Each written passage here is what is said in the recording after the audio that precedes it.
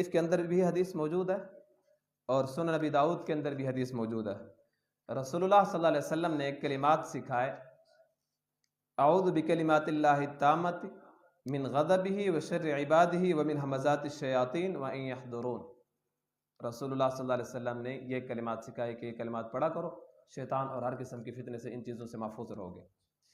اسی حدیث کے اندر آگے موجود ہے کہ حضرت عبداللہ ابن عمر رضی اللہ تعالیٰ عنہ، حضرت عمر رضی اللہ تعالیٰ عنہ کے بیٹے، اور اس حدیث کو پورا کرنے سے پہلے بتا دوں یہ مسنون اعمال کے بہت زیادہ پابند تھے حضرت عبداللہ ابن عمر رضی اللہ تعالیٰ عنہ. رسول اللہ صلی اللہ علیہ وسلم کی ایک ایک ادا کو زندہ کرنے والے تھے. کئی بیانات میں اس کا ذکر کر چکا ہوں.